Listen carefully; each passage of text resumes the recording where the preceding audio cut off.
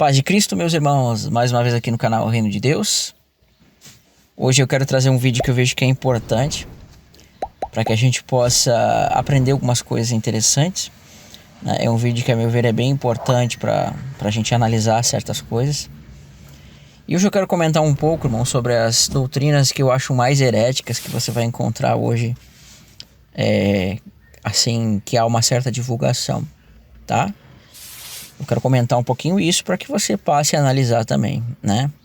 Tem muitas coisas que a gente acha que é coisa que vem de Deus, mas na verdade são heresias, né? Eu não lembro quantas eu selecionei, se foi 5, se foi 6, se foi 4.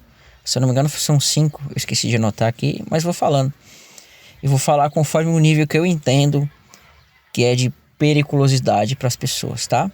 Então eu vou pedir para que os irmãos não levem a mal. Se der algum barulho aqui, depois eu vou cortar o que eu puder na edição. Mas se der algum barulho de carro passando, enfim, de gente falando, porque eu tô dentro do carro aqui. Achei uma boa oportunidade de gravar no carro, apesar que tá um pouco quente aqui. Mas o que eu puder fazer na edição, eu vou fazer, tá? Irmãos, eu quero falar por nível de periculosidade que a gente vê em algumas doutrinas, não só na internet, mas como em igrejas no geral, né? E também na internet. E você escutando esse vídeo, você vai ver se você faz parte de alguma delas, né? Você vai ver se você faz parte de alguma delas. E você fazendo parte de alguma delas, você vai ver aí, né, o quanto você está emaranhado nessas heresias. Amém? Então, a heresia, na verdade, no contexto do significado grego, tem um significado de divisão e principalmente um significado de pensamento. Significa um pensamento heterodoxo, um pensamento diferente de um pensamento estabelecido, tá? Esse seria o significado mais acadêmico. Então, a heresia significa mais ou menos pensar diferente, tá? Então, ela foge do pensamento ortodoxo. Ortodoxo é como se fosse aquele pensamento que é o pensamento certo. E heterodoxo é aquele pensamento que é um pensamento diferente. Por isso, heresia heterodoxo. Amém? Então, a forma da gente pensar, a forma principal de se entender o que é certo e o que é errado, o padrão é a Escritura. Não são homens, não são pessoas, não são mulheres, não são livros, é a Escritura, é Cristo, apóstolos, profetas. Amém? E isso que é o padrão bíblico de se pensar. Amém? E é claro que você pode ver o testemunho de pessoas, de como elas pensavam até um determinado ponto, e você tem o interesse de que aqueles cristãos pensavam de tal forma. E essas heresias que vai ser falada aqui, elas já foram combatidas em outros momentos, mas elas estão sempre presentes aí em vários momentos ao longo da história. Tá? Existem muitas heresias que eu poderia falar aqui, o gnosticismo, poderia falar de várias coisas, mas eu acho interessante nós falarmos de coisas que estão sendo aí difundidas e divulgadas neste momento de hoje.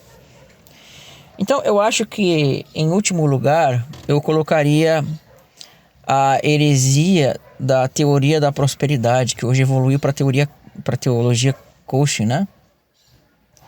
Que para mim ela tá em último lugar de periculosidade. Então, por que eu vou subir nos níveis? Eu não lembro quantas eu escolhi, mas eu vou subindo os níveis conforme o que elas te afastam de Cristo. Amém? Então, a teologia da prosperidade, ela é perigosa, porque ela faz o seu coração ficar inchado no sentido de que você passa a pensar muito nas coisas do mundo. Mas, em compensação, ela é uma teologia muito fácil de você se livrar dela. É muito fácil de você se livrar dela porque é muito fácil você provar isso na Escritura, né? E muitas pessoas que estão nisso, elas não fazem isso por maldade, elas simplesmente entendem que é assim. Então elas veem em Cristo uma forma de crescer nesse mundo, uma forma de crescer,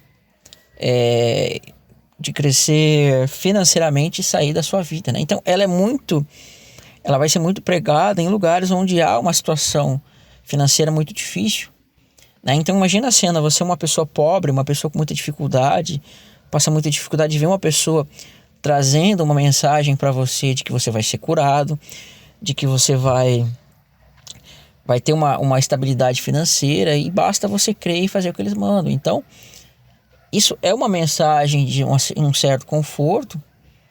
E às vezes você tá numa dificuldade, mano, você tá numa dificuldade espiritual, uma dificuldade financeira, você teve um problema no casamento, você tá passando por uma dificuldade financeira e quando você vê isso, você vê uma mão se abrindo para você. Você vê um apoio, né? Então muitas pessoas são pegas por essa mensagem. E assim, irmãos, você tem igrejas, por exemplo, como a Igreja da Graça, como a Igreja Universal, como a Igreja Mundial, você tem, enfim, uma série de outras igrejas e pessoas, né, elas aceitam essa mensagem. Então, essa mensagem, ela pega as pessoas, muitas vezes por um momento de dificuldade ou muitas vezes pela sua ganância, tá? Tiago fala que Deus não tenta ninguém, mas cada um é tentado segundo a sua própria cobiça. Mas às vezes não é pela cobiça, às vezes é por um momento de dificuldade. Amém? Mas assim, irmãos, é muito melhor uma pessoa estar numa situação dessa do que estar sem Cristo, né? É muito melhor a pessoa estar numa situação dessa do que estar sem Cristo. A pessoa está ali, está no pensamento de que ela vai crescer financeiramente. Isso é prejudicial? É, porque tira o seu foco de Cristo, tá? Né? Mas assim, irmãos, eu já vi pessoas que são pessoas de Deus que estão nessa situação, mas muitas eu já vi que aprenderam e saíram dessa situação, tá? Então eu vejo que essa teologia da prosperidade, ela é prejudicial, sim, é muito prejudicial, mas ela é uma situação que é um pouco mais fácil de sair. Amém? Ela é uma situação que é mais fácil de sair. Depois da teologia da prosperidade, eu vou dizer para vocês que para mim vem o calvinismo, né? Para mim o calvinismo ele é mais prejudicial que a teologia da prosperidade. E é interessante que os calvinistas gostam de cair em cima da teologia da prosperidade, mas eles não gostam de ver sua própria heresia, né? Então, a teologia da prosperidade, ela é uma heresia que ela vai mexer com a pessoa. Ela não vai mexer com o caráter de Deus. Tá certo que ela vai transformar Deus num gênio, né? No sentido que você pede, Deus te dá. Você determina para Deus dar para você certas coisas. Mas ela não mexe no caráter da justiça de Deus. No sentido de que Deus ele determina uns para a morte, Deus determina uns para a vida e faz uma acepção de pessoas, né? E aí os calvinistas eles têm aí a capacidade de dizer não, Deus não faz acepção de pessoas segundo o pensamento deles, mas faz sim. É um Deus que ele não tem um critério para eleição, é um Deus que ele escolhe pessoas a bel prazer, né? E muitos calvinistas, um dia eu quero trazer aqui algumas coisas da Instituta, né? A Instituta de Calvino, e de alguns escritores calvinistas, até como como é que é o nome dele? O Spurgeon, Charles Haddon Spurgeon, né? Você vê que Charles Haddon Spurgeon ele tem a capacidade de um dos escritos dele de dizer que Deus coloca umas pessoas de propósito em lugares específicos para que elas pequem, porque é da vontade dele que elas pequem, e outras pessoas ela faz para que eles não pequem, né? Então você vê, segundo o pensamento de Charles Haddon Spurgeon, Deus ele tem prazer de colocar pessoas em lugares específicos para que elas pequem, né? Calvino, nas suas institutas, chega a dizer que Deus, ele não só previu a queda, como determinou para sua glória, né? Mais ou menos assim, não exatamente com essas palavras, mas nesse sentido. Tem calvinistas que chegam a dizer que Deus, que a oração não muda nada, não serve de nada, né? Eu vou deixar aqui no card, tá? Eu vou deixar no card aqui um vídeo que você vai poder clicar e aí você vai ser direcionado para um estudo que eu fiz na igreja do pastor Alan Capriles, onde eu trato sobre isso, falo muita coisa legal sobre o calvinismo aí, tá? Então, o calvinismo ele é muito pior que a teologia da prosperidade, porque, a meu ver, ele transforma Deus em um Deus que faz acepção de pessoas e é autor do pecado. Amém? Ele transforma Deus em autor do pecado. E essa teologia da prosperidade, você vai ver, teologia da prosperidade, esse calvinismo, ele foi combatido pela igreja primitiva lá no início, né? Eu não tive tempo aqui de trazer o material, mas você vai ver que existia uma heresia gnóstica chamada predestinacionismo, onde você vai ver que até Justino Mártir e outras pessoas, irmãos da igreja primitiva, combateram essa doutrina, né, chamada predestinacionismo, que era difundida pelos gnósticos. E além dos gnósticos, você tinha os filósofos estoicos, que ensinavam isso, né? Que tudo já havia sido aí determinado pelo destino, né? Então, por isso que você tem essa expressão destino. E quem pregava o destino eram os estoicos, que dizia que tudo já estava definido. Então, o pai do predestinacionismo agora atual, que está nas igrejas chamadas calvinistas ou reformadas, ele foi difundido a partir de Agostinho, tá? Ele foi definido através de Agostinho. Tem alguns relatos muito interessantes que vocês podem estar lendo sobre isso, tá? Eu vou deixar uma sugestão de livro aqui que você pode ver, vai estar aí na descrição, tá? Uma sugestão de livros interessantes para você ver isso. Agora, né? Então você vê que Agostinho, ele vai ter influência do pensamento gnóstico, porque ele foi maniqueísta.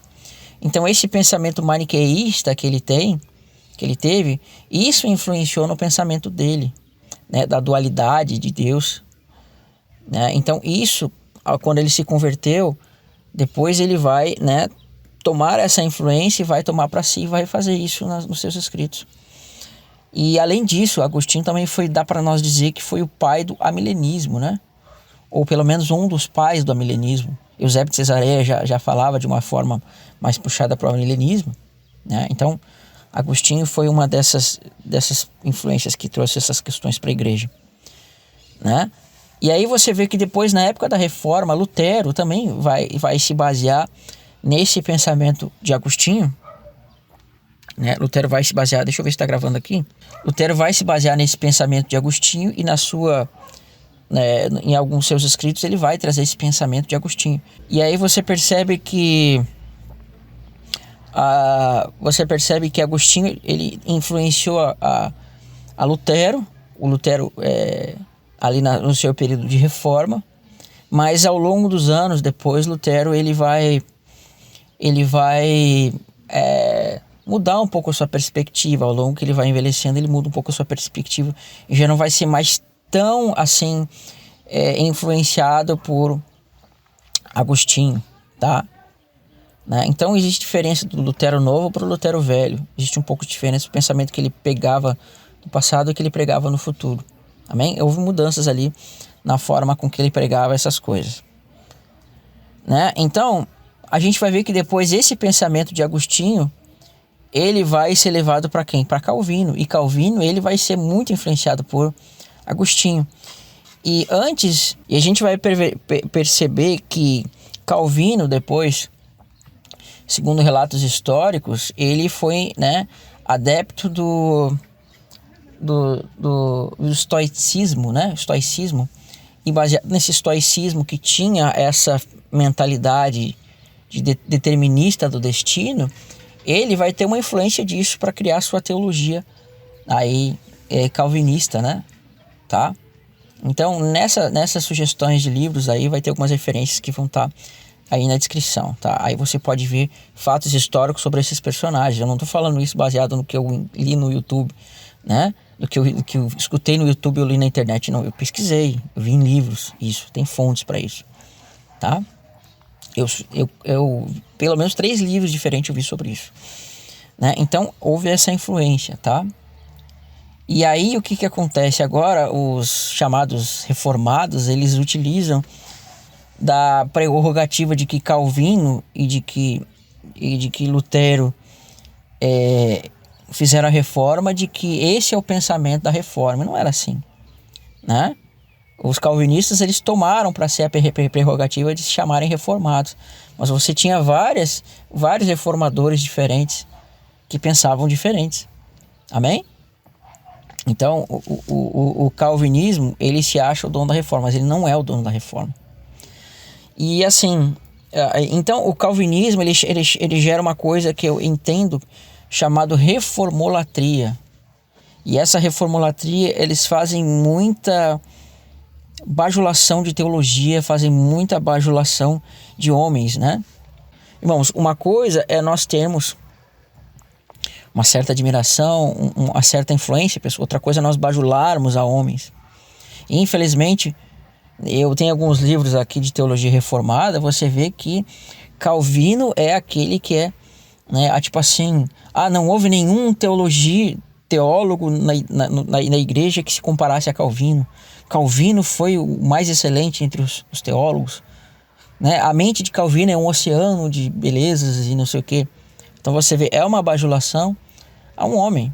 Então você tem que ter cuidado com isso, tá? Então, para mim, o calvinismo, ele gera um problema que é calvinolatria ou reformolatria. Então, tudo que é da reforma é bom, foi bem, né? E a gente tem que seguir aquilo como foi dito lá, tá?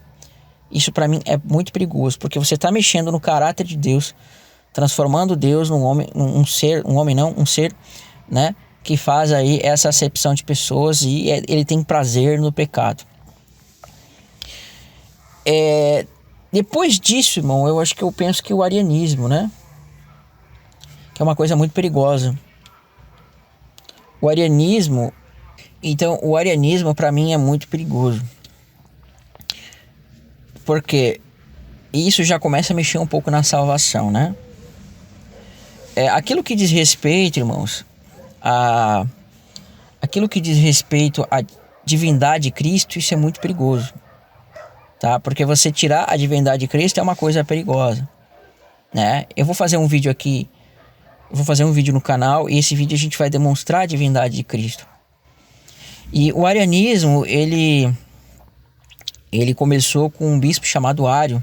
Eu não lembro se não foi no século III ou se não foi no século IV, tá?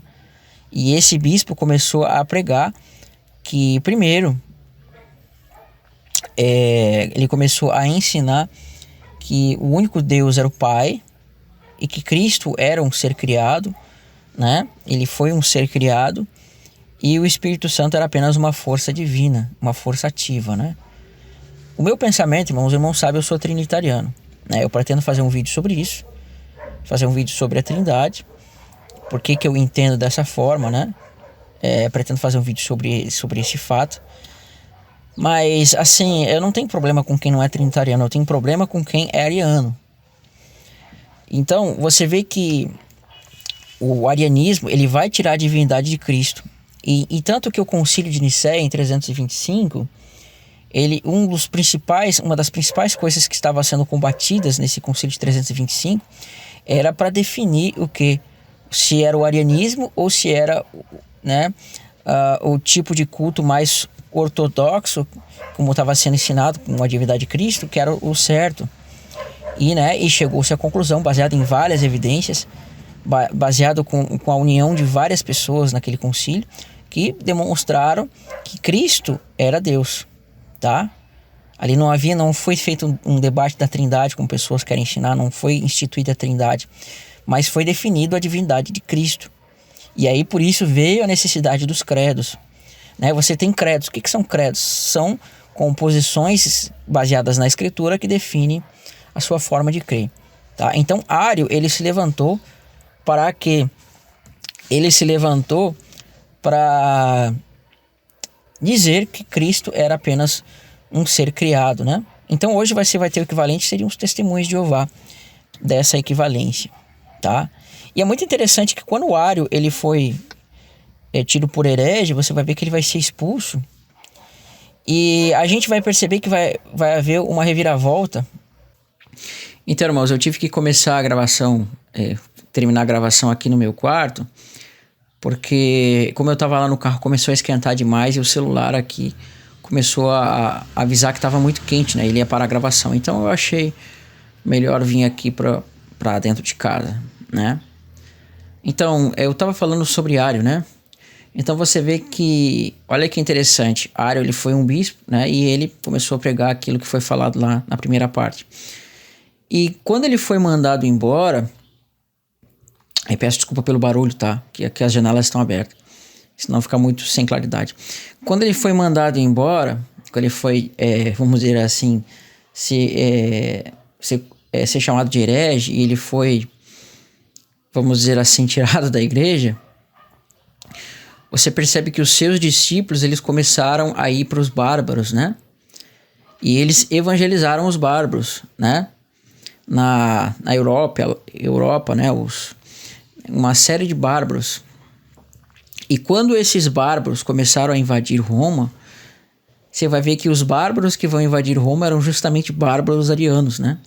Então, eles tendo a crença cristã mais ariana, a gente vai ver que muitas das tribos dos bárbaros, eles vão invadir Roma, só que eles vão ser arianos, né? E o interessante é que o próprio Constantino, que eles dizem que é o pai da Trindade, ele se tornou ariano, né? O próprio Constantino vai fazer perseguição contra os trinitarianos. E ele vai ser batizado no fim da sua vida por um bispo chamado Eusébio, que era também trinitariano, né? Então ele, por razões políticas, achou que o arianismo, perdão se eu falei trinitariano, o arianismo, ele era um tipo de credo que fazia mais sentido para o contexto do Império Romano, né? Era um tipo de credo nesse sentido, porque era muito difícil você ter, sabe, uma divindade com pessoas, era muito complicado para eles. Então, eles entendiam, né, esses arianos, que Cristo era apenas uma criatura e o Pai era Deus, né? E Constantino vai morrer dessa forma, ele vai ser batizado por um bispo nesse sentido, tá? Então, você tirar a divindade de Cristo, irmãos, é muito perigoso, porque existem claros eventos, claras passagens na Escritura que vão demonstrar isso. Então você está tirando aquilo que Cristo é, você está tirando a essência de Cristo, transformando ele numa criatura, sendo que ele é Deus, tá? Nós vamos fazer um estudo sobre isso, que é muito interessante, né? Tá? Então esse para mim é, assim, um terceiro nível de heresias. Um nível acima do arianismo, a gente vai ter o marcionismo, né? Que também foi uma heresia que ela surgiu mais ou menos na mesma época do arianismo, né? Na verdade, eu acho que ela surgiu até antes, né? Você vê que os primeiros cristãos, você vê que o próprio Justino, o próprio Irineu, eles combateram, junto com o gnosticismo, eles combateram o marcionismo. E o que o marcionismo dizia? Né? Hoje, quem você tem adepto dessa heresia, dessa blasfêmia, você vai ter o Tiago Lima, que ensina isso. Você vai ter Humberto Volz, ensinava isso antes. O Rubens Sodré ensina isso claramente nos seus vídeos. Né? Você vai ter, eu acho que são as pessoas que mais difundem isso no Brasil, até onde eu conheço. E o que o marcionismo diz? O marcionismo diz que o Deus do Antigo Testamento era um Deus mau, e que o Deus do Antigo Testamento, ele era um Deus que se passou pelo verdadeiro Deus, né? Ele era um Deus aí que se passou pelo verdadeiro Deus. E no Novo Testamento você vai ver que agora o verdadeiro Deus, que é o Pai de Cristo, ele se manifesta para tirar a autoridade do antigo Deus. Então a humanidade, ela esteve entregue a um Deus malvado, a um Deus maligno, lá no princípio do Antigo Testamento. Não para muitos, tudo que foi escrito no Antigo Testamento era blasfêmia, era heresia, era coisa do diabo, né? Existem algumas pessoas aí que chegam a dizer que o Deus do Antigo Testamento, lá, o anjo, o Deus que se manifestou no Monte Sinai, era um anjo caído que se passou pelo Senhor, e aí ele começou agora a querer ter adoração do verdadeiro Deus, né? Então você vê que é isso que eles ensinam, tá? Essa é o ensino marcionista. Claro que tem algumas variações entre um e o outro, um diz uma coisa um pouco diferente, outro diz outra, mas a essência desse culto é isso, né? Então isso é uma blasfêmia, porque você está dizendo que o Deus do Antigo Testamento é um anjo caído. Isso é praticamente uma blasfêmia, né? Você tem que cuidar, porque muitas das coisas que foram faladas no Antigo Testamento foi falado pelo Espírito. Então se você fala que certas coisas que o Espírito falou foi de um anjo caído, você está correndo um sério risco aí de blasfemar contra o Espírito, né? Você tem que cuidar contra isso. Então, por isso que para mim é uma heresia que é destruidora, tá? É uma heresia que ela é destruidora. Porque o Deus do Antigo Testamento não era um Deus mau. Olha um dos argumentos que eles vão utilizar. Eles vão dizer assim, nos 10 mandamentos, Deus manda não matar. Dizer, não matarás, né? Mas o mesmo Deus mandava matar as nações, mandava executar certas pessoas. Porque, irmãos, existem certos contextos. O contexto dos 10 mandamentos trata de pessoas próximas, do próximo, ou não matar seu próximo sem motivo. Mas o contexto que fala das execuções era execução de pecadores. Deus ele mandava de fato matar pecadores, pessoas que transgrediam a lei. Cananeus e tudo mais eram pessoas que já haviam sido alertadas dos seus pecados, tem como provar isso na Escritura, e elas não aceitaram a repreensão, por isso elas já eram passivas de morte. Amém? Então, os cananeus, eles eram pecadores diante do Senhor, mas eles tiveram chance de arrependimento e não fizeram. Por isso que Deus já determinou, né, a execução deles, mas não era com todas as nações assim. Então, é a mesma coisa que da lei brasileira. A lei brasileira diz que é proibido você matar. Vamos pegar a lei americana. A lei americana, ela proíbe de uma pessoa matar outra. Mas se uma pessoa matar a outra, por exemplo, a assassina, ela vai na pena de morte. Não está falando da mesma lei, então são conceitos diferentes. Nós somos proibidos de matar pessoas. Mas em guerra é inevitável que haja mortes. Né? Então na guerra você tem direito de matar. Então é mais ou menos essa lógica que você vai ter na Bíblia, tá? Então essas pessoas, elas infelizmente, elas estão negando ao Pai, né? Elas estão negando Deus como Deus no Antigo Testamento. Então tem pessoas que estão afirmando que certas profecias foi dado por um anjo caído. E foi o Espírito que fez isso. Então elas estão em sério risco de caírem numa blasfêmia contra o Espírito, tá? É muito perigoso isso daí, irmãos. Tem que ter muito cuidado. Amém? Então essa para mim é uma das heresias mais perigosas que existe, até mais que o próprio gnosticismo e mais que o próprio arianismo, tá? E para mim a mais perigosa de todas é o judaísmo messiânico, a mais perigosa de todas, sem sombra de dúvida.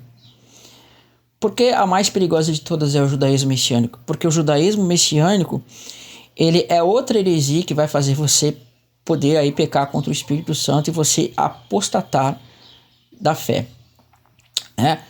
O judaísmo messiânico ele é muito complicado. Por quê, irmãos? Porque diferente do marcionismo, o marcionismo ele é uma heresia que é mais fácil de você ver que ela está errada. Mas o judaísmo messiânico é uma heresia que ela é difícil de você refutar ela. É bem difícil. Os argumentos deles são muito bons e eles são muito estudiosos, eles estudam muito. Né? Você tem até pessoas muito inteligentes. Existe no Brasil chamado judaísmo nazareno, que é pregado pelo Tzadok Ben-Derek, que tem muita coisa interessante que ele fala. Né? Ele entende muito do aramaico, do hebraico, e ele te ensina mesmo muitas coisas assim históricas. E se você não tiver um discernimento para entender o que ele está falando, se você não tiver um discernimento para entender as coisas que eles falam, você vai cair. Eu caí nisso, né? Só que o problema do judaísmo messiânico, o que acontece, irmãos? É que a interpretação da lei deles está errada, né? E a forma com que eles interpretam a lei, ela vai ser ensinada de uma forma que vai te levar a você ir para a primeira aliança, né? Você ir para Agar, né? Não tem como falar agora, como refutar eles, mas você vai perceber que eles vão te levar para a primeira aliança de novo, e algumas vertentes judaico-messiânicas, que são várias, elas vão te levar à circuncisão, né? E com o tempo, eles vão começar assim, a afundar tanto no judaísmo que eles vão colocar o Talmud em pé de igualdade da Escritura. E aí no Talmud vai ter algumas coisas que vão demonstrar que Cristo não pode ser o Messias segundo a tradição dos judeus, né? A tradição dos rabinos e tudo mais. E eles vão começar a entrar em conflito com isso, porque eles vão entender na mente deles que o Talmud, ou o pensamento judaico, ele é superior ao pensamento gentil cristão. E aí, conforme o pensamento do Talmud, conforme o pensamento dos rabinos, dos sábios rabinos, eles vão começar a se esquivar, né, do Messias. Você vai ver que muitas dessas congregações judaico-messiânicas que creem em Cristo, quando você entra no site deles ou na comunidade deles, eles mal falam do Messias, né? Eles botam que eles creem na fé assim assada, e lá um textinho bem pequenininho eles mostram assim, não, cremos em Yeshua como Messias. Para quê? Para não ofender os judeus. E eles vão te levar aos poucos lá para Agar, né? Para você voltar para a primeira aliança. Aí você vai ter que andar com aquele kippá, com talit, com uma série de coisas. Isso é o menor dos males, né? Você andar de kippá e tal. Mas o pior é quando você vai fazer o quê? Você vai apostatar da fé. Você vai se emaranhar tanto nesse judaísmo, tanto nas coisas judaicas, que você vai fazer uma diferença entre dois messias. Um messias gentil e um messias judeu, né? Então, para eles, esse messias que é pregado nas igrejas evangélicas ele é uma falsificação que foi inventada por Roma. E essa falsificação inventada por Roma agora está sendo desmascarada pelo verdadeiro Messias, que é um judeu chamado Yeshua, ou Yahushua, ou enfim, Yahusha, como você preferir. E esse Messias agora veio para mostrar a verdadeira face do Messias, né? Que não tem nada a ver com o Messias gentil. Então, com o tempo, você vai fazer essa diferenciação de dois Messias, e vai chegar um momento que você vai estar o quê? Constantemente blasfemando contra o Messias cristão, e vai chegar um momento que você vai fazer isso tantas vezes que o seu coração vai endurecer e você vai chegar à conclusão que nem o Messias judeu é o Messias, que nem o Messias que os judeus que os judeus messiânicos ensinam é o Messias. Irmãos, eu vi uma penca de gente apostatando da fé por causa disso. Você tem o exemplo de Shaul Benson, você tem o exemplo de Marco Andrade Abraão, né? Você tem exemplo de um monte de coisas nesse sentido. E assim como os calvinistas, eles idolatram os reformadores, muitos deles, não todos, você vai ver que muitos judeus messiânicos, eles acabam idolatrando Israel, né? Eles acabam com uma idolatria de Israel e fazem a separação entre judeus e gentios. Por exemplo, no caso do Mateus Andona, no caso do Eli, do canal lá Mais de Sião, você percebe que tem aquela idolatria que Israel é o povo escolhido, então eles são superiores que os gentios e os gentios vão se juntar a eles, né? Então olha a cabeça dessas pessoas, né? Então para eles, os judeus incrédulos, eles são superiores aos gentios que creem. Então quando nós nos convertemos, nós temos que converter ao que eles ensinam. Muitas vezes é assim, né?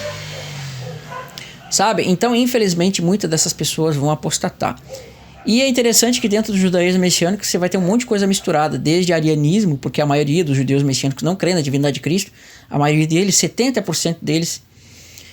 E, né, aí vem a pior coisa de todas, é negar o Messias. Amém? Eles vão se enfornar tanto nesse judaísmo, tanto nas tradições judaicas, e essas tradições judaicas elas não são compatíveis com as coisas de Cristo, que eles vão aí apostatar da fé, tá?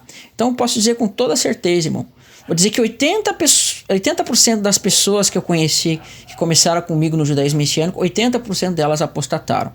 E as que não apostataram, dizendo que Cristo não é o Messias, muitas se tornaram ateus, e muitas aí foram para budismo, né? Irmão, foram muitas pessoas, não foram 2, 3, foram mais de 200, para vocês terem noção. Né? Então, o caminho do judaísmo messiânico é a apostasia, tá? Para mim, ela está em número 1 das heresias. Ela é a apostasia. Porque o marcionismo, ele não nega, ainda que ele entenda errado o Pai, ele não nega o Filho de Deus, ele apenas diz que o Filho de Deus ele está no Novo Testamento, né? Enfim, que eu expliquei. O arianismo não nega o Filho de Deus, ele só não entende a divindade.